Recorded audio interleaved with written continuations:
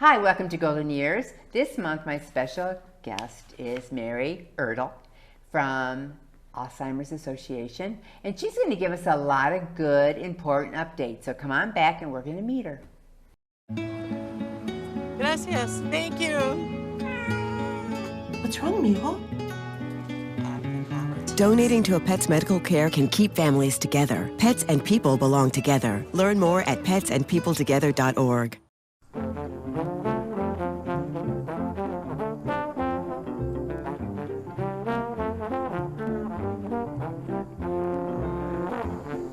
Guys, cool, look, there's a huge bat up there.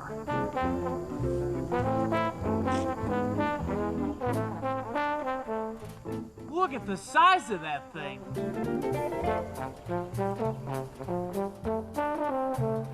Oh, that's truly amazing.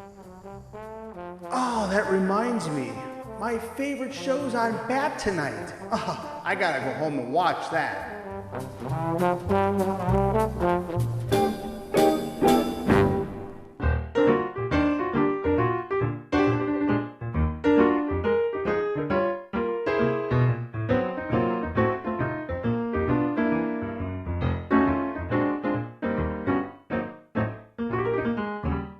Welcome back to Golden Years. I am interviewing Mary Ertle from the Alzheimer's Association. She is the program director. Yes. And she's going to give us some updates about this topic. And we're going to learn some tidbits. We're going to learn some good and some bad. And she's going to tell us that there's a lot of research going on and it looks hopeful. So Mary, thank you for joining me this month. Thank you so much for having me. And how long has this been, how long have you worked with the Alzheimer's Association? So I have been with the association since 2014. And was it your goal to go in this area? Did you have like an interest ahead of time before you approached it, or? Yeah, so I myself have a personal connection with the disease. My grandfather had Alzheimer's disease and passed away in 2013. I went to school in Chicago and needed an internship to graduate. And the Alzheimer's Association home office is actually based in Chicago. So I started interning for the home office in 2014. And then moved back to Cleveland, where I was born and raised, and just kind of transferred to the Alzheimer's Association in Northeast Ohio. Very good. And you've been with us ever since then. I have. So that is good. So let's start out, well, let's talk about the pandemic in the Alzheimer's world. And we're going to touch about the difference of Alzheimer's and dementia. Mm-hmm. But when those doors and communication and the world went upside down, what happened to a lot of your programs then? Yeah, so we still were providing support in the community, but obviously it looked a little bit different. So a lot of our support groups went virtual. So we had either conference call options or we had Zoom options. And for some support groups that worked really well. And for that audience, it was easy to get on at whatever time that they wanted and to have that flexibility. But a lot of people really missed in person. And our education programs as well all went virtual. So we are now back in the community, back in person, doing in-person programming, but kept a couple virtual options too for the people that need that flexibility. And a lot of people would rather be out and about than looking at a little laptop or computer screen. Exactly. And that's their go-to. Right. There's more interaction, and especially after being, at home for such a long time, I think people are really glad to be back in person. Oh, definitely. You could see a big change. Even when I'm starting to go out more to these fundraisers, and it's just like I'm amazed how many people are out here like there never was a pandemic. Yeah. It's just weird. So let's start out with, what is the difference, because you have Alzheimer's, you have dementia. So explain to my viewers the difference. Yeah, so dementia is actually the umbrella term. So dementia means that you have memory loss severe enough to affect your daily life. And then there's different forms of dementia. So Alzheimer's is the most common form of dementia. About 60 to 70% of dementia cases are actually Alzheimer's disease. But there's also vascular dementia, which means you're not getting enough blood flow to your brain. There's Lewy body dementia that's kind of related to Parkinson's and has similar symptoms to that. There's frontotemporal dementia, which is what Bruce Willis was just diagnosed with. So there's been a lot in the news about that, that affects your frontal lobe and your judgment and your decision making. But all of them have the symptom of memory loss severe enough to affect your daily life. Okay, so when memory loss happens, like, does it happen overnight? Or if you're, let's say, a husband or spouse, wife, all of a sudden you think there's like something going on different. Yeah. So, like, does it happen overnight, or you need to be watching for different changes, or? Yeah, so it's not typically something that changes overnight. It's usually a slow progression of the disease. So once someone is diagnosed with Alzheimer's disease, on average, they live 4 to 8 years. But there's people that have lived 20 years with Alzheimer's disease. So while the course of the progression is similar, how quickly it happens and progresses is different for everyone. And what makes it progress? Daily lifestyle, or? Basically what the changes that are happening in the brain.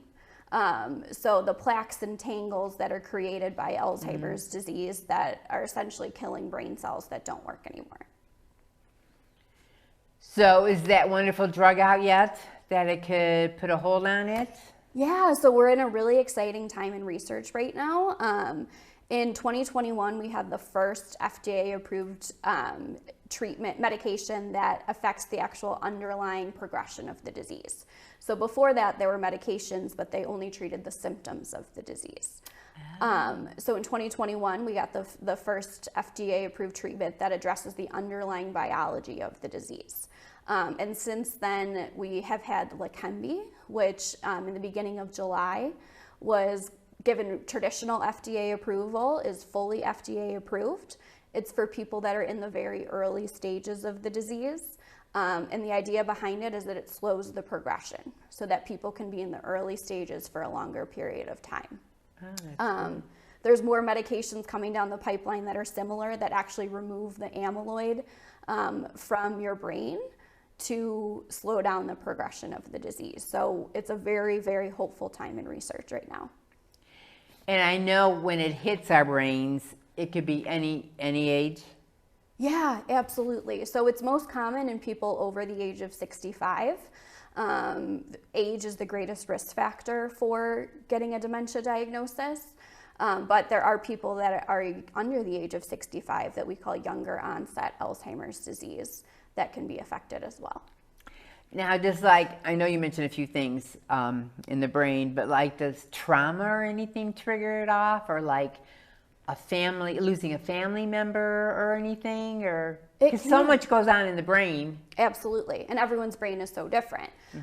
So yeah, traumatic brain injuries or just stress trauma can cause memory loss to be exacerbated a little bit, where someone might have had some memory loss before, but then a traumatic event happens and you really see that progression.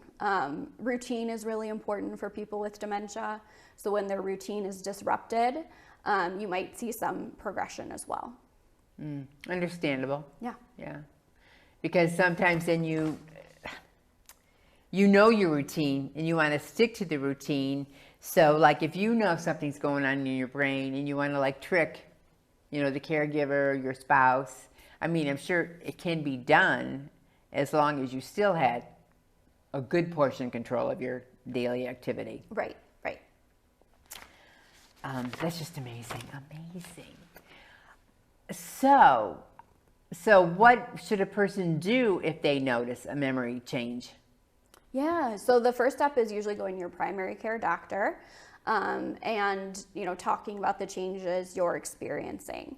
If it's a loved one that you notice the changes in, a lot of times it's helpful to kind of take note of when it happened, what happened, who was around when it happened, to kind of give that information to the doctor. There's a lot of things that can cause memory loss. Urinary tract infections can have symptoms similar to dementia. Depression can look similar to dementia. Sometimes medication and polypharmacy issues can cause things that look like dementia.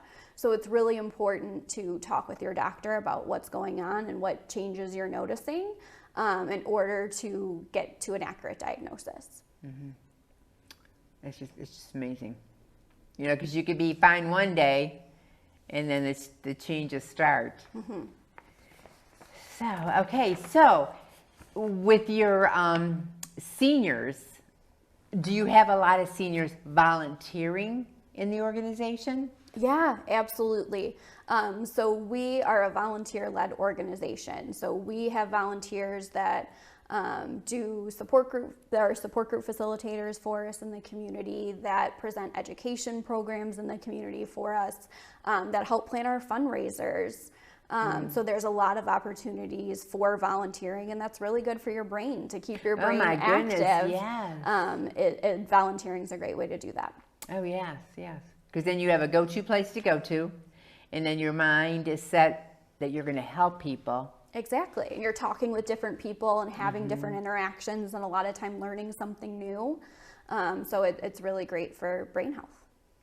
My doctor, or my mother's doctor, always used to say, if you don't use it, you lose it. So that's the brain too. If you don't keep that brain active, you know, in thinking the process, like just doing things, I mean, it can only help you. It can't hurt you. Absolutely. Just like I play the word search on my tablet in finding words, because that keeps your brain going. It stimulates you.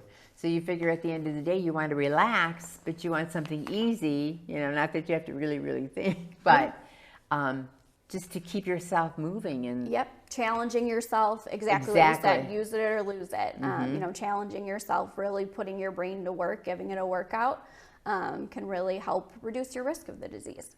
Yes, yeah. So like percentage, like what's the percentage rate of people having it? So 1 in 3 seniors dies with some form of Alzheimer's or dementia. Wow. Yeah, so it's very common. There's about 6 million people, Americans, that are living with Alzheimer's or dementia. And are you seeing more younger? Like, because when you say senior, you figure what? 75, 80? We say over 65 typically. Okay, all right. Yeah. Okay. So, but then you like you said before, earlier, there are a couple cases, more than a couple cases, that it's hitting the younger people. Right. It's not as common, but people can definitely get it before age 65. Something to look forward to. So where do you get your funding from? So we get some funding from the state of Ohio and through grants, but our largest fundraiser is the Walk to End Alzheimer's. So we're going to be doing our Medina Walk on September 24th in Medina Square. And that's always been popular. Yes, absolutely. So people can go to alz.org/walk and type in their zip code and find the closest walks to them. I look at walks as our biggest support group, you know, being around so many people that are affected by the disease and have this passion to ultimately end it. Do you have the walks year-round in different cities? So it's always the fall. We have kind of a walk season, but we have 9 walks in kind of the Northeast Ohio area. Wow. Yeah. That's pretty good. good. We're busy. It's a busy fall. Wow. Then do you go around and help each other? Oh, yeah, absolutely. Absolutely. Oh, that's good. Yeah. Very good. The support, you have to support each other, you know, to get the word out, and education. Education is your key. We're going to take a quick break, and then we're going to come back, and you're going to tell our viewers how to keep that brain healthy. Perfect. My mother was always very familiar with her neighborhood, but one day she stopped at the stop sign for much longer than usual, and she didn't know whether she should go forward or turn, and she wasn't even really sure where she was at. It was very unsettling for her. I felt so much better after my son told me, "Mom, I don't want you to worry or be afraid. I'll be there for you and we'll figure it out." Everything's expensive these days. Food, gas. No matter how hard I work, my paycheck barely covers the essentials. But the real ripoff? Smoking. Because it's not just the price of the pack, it's the breathing problems and the high chance of cancer. That's why I called the Quit Line. It's free, and the one-on-one support from a coach helped me create my own quit plan. So when you're tired of cigarettes ripping you off, call 1-800-QUIT-NOW. Welcome back to Golden Years. I am interviewing Mary from the Alzheimer's Association, and she is sharing a lot of good things happening in the program. And I hear that you have a lot of support groups out there that you can help people and their families and their situations. Yeah, absolutely. So we have a support group that meets on a monthly basis in the Wadsworth area at the Suprema Center there. Good place. Yeah, Nice place, yeah, it's wonderful. And really the way that I look at support groups is it's pure education. So it's learning from other people who are going through the same situation that you are. It. Right. And this can be an isolating disease for caregivers. So to connect with other people who are going through the same thing you are and get some advice and feedback on what works for them is a really beneficial service. And they're well attended, or? Yeah, absolutely. We have a pretty steady group of people that come on a regular basis, but we always welcome new people. There's no registration required. You can just show up to the support group if it works for you and connect with other caregivers. So Alzheimer's is not only in Medina. There are many, many counties in Ohio, just Ohio alone. So do you guys all coordinate with each other? Like, how many counties do you deal with? Yeah, absolutely. So I work with the Cleveland and Greater East Ohio chapters of the Alzheimer's Association. So we cover 21 counties, basically the northeast quadrant of the state of Ohio. Okay. So you see a lot of people in a lot of different cases. Yeah, absolutely. And help each other. Yep, exactly. And just provide support services for them. So, you know, in addition to the support groups, we also have a 24/7 helpline. So it's a human or a human. So it is 24/7, 365. So if it is 3 o'clock in the morning on Christmas Day, you can call our helpline and a live person will answer the phone. They're trained in the disease. Oh, wow. We have master's level counselors that can help provide support. So it's a really great resource for people. Oh, that's awesome. Yeah. Very good. And then locally too, we have a program that's called Dementia Care Coaching, where it's one-on-one support with a master's level counselor. And what they do is help families develop an action plan, help figure out what resources are available, how to respond to certain behaviors and kind of navigate through the disease. And all of our programs and services are free of charge. Very good. Yeah. So that would be just a phone call, or do you need someone to recommend it? Or Nope, no, just a phone call. So our local number is 330-650-0552. And you can just call and say, hey, I want to talk with someone, get connected to some of the services, and we can get you connected and talk with you about the education programs we have going on locally and the support groups, as well as that dementia care coaching program. and that is a win-win phone call. Yeah, If absolutely. you could call a number and get a human on the other end. Yep.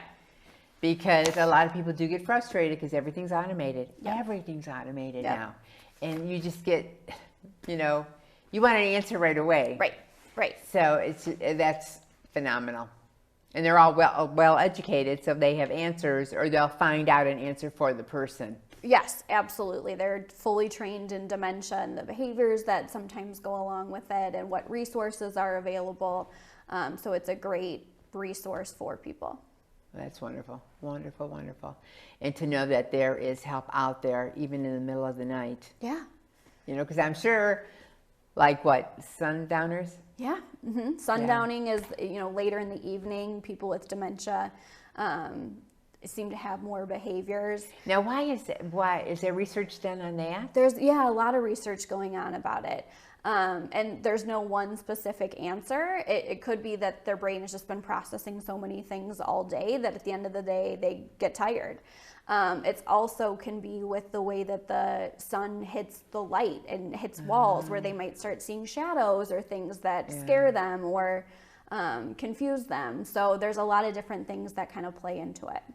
Yeah, that is interesting. Yeah, because I hear a lot of people saying that their mom or dad, you know, as soon as the sun went away, you know, and it got darker, you know, the fear started growing. Yes. And very anxious. Mm-hmm. And they're just wondering what's going on outside and what they're hearing. And that's sad. And I worked in assisted living for a short year, And you could see the personality differences, you know, from the morning. Then when it comes to dinner time, you know, they're getting real antsy, real agitated. And there's no reasoning with them because, you know, they have their set mind. Absolutely. And their brain can't process things. They can't rationalize things the way that they used to because their brain is affected. And I think that's an important thing to note too, is Alzheimer's doesn't just affect your memory. It affects your whole brain. So it's your ability to plan, it's your judgment, your decision making, sometimes your personality, depending. And if I say all the time, if you know one person with dementia, then you know one person with dementia, because everyone's brain is so different that the disease affects everyone differently. And how do they decide what it is, dementia or Alzheimer's? Yeah. The test of the brain? Yep, so MRI usually people go to a primary care doctor and then at that point are a lot of times referred to a specialist. So it could be a geriatrician or a neurologist. And they do a lot of testing to get to that specific diagnosis. So they'll do blood work to make sure that it's not a vitamin deficiency. They'll do that depression screening, urinalysis, all of those things to figure out what it is. They might even take spinal fluid to test for the level of amyloid. So there's a lot of different things, PET scans, you know, MRIs that they do to look at the brain and if there's any shrinkage in the brain to ultimately get to the correct diagnosis. Does diet have anything to do with it? Yeah, so there's a lot of research going on lifestyle interventions and how those can increase your risk of dementia or decrease your risk of dementia. So there's modifiable and there's non-modifiable risk factors. So you can't change your age, you can't change your family history, you can't change your genetics, but there are a lot of things that you do have control over. So we say all the time, what's good for your heart is good for your brain. So physical activity is really important for brain health. Challenging yourself, what you eat, diet is really important for brain health in general. So there's a lot of things that you can do that can reduce your risk of getting the disease. Because you have to keep that brain alive. Yeah. The body moving and the brain alive. Exactly. So I had a doctor one time that said what exercise can do for your brain is better than any medication out there. So, you know, even just walking around the block to just stay active can really help with your brain health. Yeah, definitely. Because you're moving all your body parts, not only your brain, but when you're walking, you have to think about what you're doing so the brain is moving. Right, right. Definitely. Yeah. Very good point. Good point. So what important points do you want to leave with my viewers? I know we talked about if you notice changes in someone's mind, you should address it. Yeah. What else should you be looking at or Yeah, I guess I just want keeping people a to know log? that there's support available if you do have a diagnosis. You know, people can live well with dementia. It's not, you know, it's a terminal diagnosis, but you can still live a meaningful life with the disease. And there's support available for the people with the disease as well as their caregivers. And it's all free of charge. So just knowing that, you know, if you do see signs in yourself or your loved one, it's important to get that early diagnosis because you can get involved in clinical trials, and the medications that we currently have are for people that are in the early stages of the disease. So it's really important to get that diagnosis early to figure out legal and financial planning ahead of time, and then get connected to support sooner in the disease as well.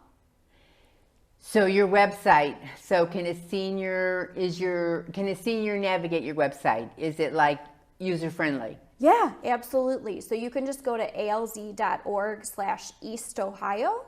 That's the Medina County falls under that chapter, and all of our education program calendars are there, our support group listings are there, and then you can always call that local number too. That's the 330-650-0552, or we have that 24/7 helpline, which is 1-800-272-3900. Are you on 211? We are. Oh, okay. Yep. Yep. See, so that is still going active? Yes. Okay. Yeah. I remember when that 211 first came out. Yeah. They had a lot of kinks to iron out. Right. But I know a lot of people do say they do get information from it. Yeah. So there's a lot of ways to get connected with us, and you know, we say it takes time to talk about Alzheimer's disease, and we have the time. We're here to provide that free support to people that are dealing with the disease. Phenomenal. Yeah. Other than your Alzheimer walk, do you have any other fundraisers or charity campaigns? Or Absolutely. So we also have a campaign that's called The Longest Day, which culminates on the summer solstice every year, June 21st. So we just kind of ended our longest day season, but we pick right back up and start again in September for planning for next year. But it's kind of a do-it-yourself fundraiser where we provide coaching for ways that people can fundraise and do an activity that's meaningful for them to raise money for the cause as well. Very good. Very good. And anything else you want to share with my viewers? We got a couple seconds.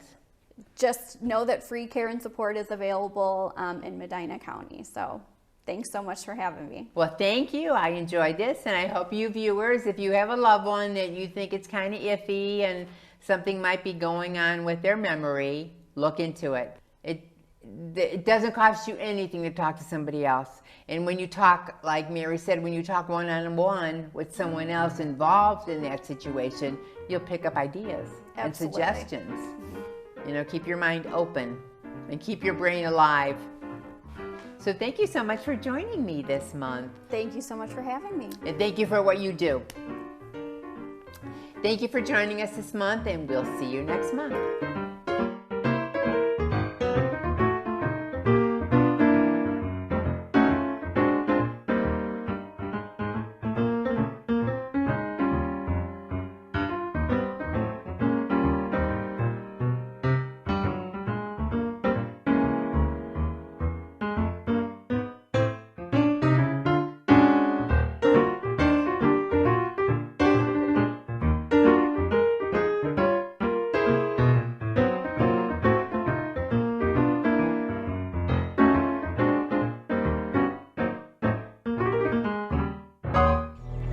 When they learn something new and you can just see in their faces, it's such an incredible moment. It's those moments that are my favorite.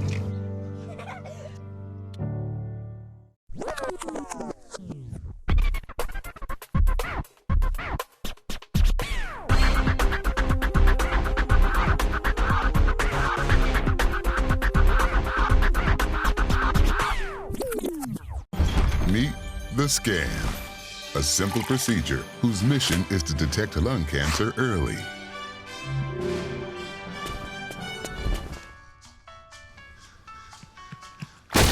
I'm here to save you! But I feel fine. That's great, but you may still be at high risk for lung cancer. Oh man, that's a new fence. If you smoke, early detection could save your life. Learn more at savedbythescan.org.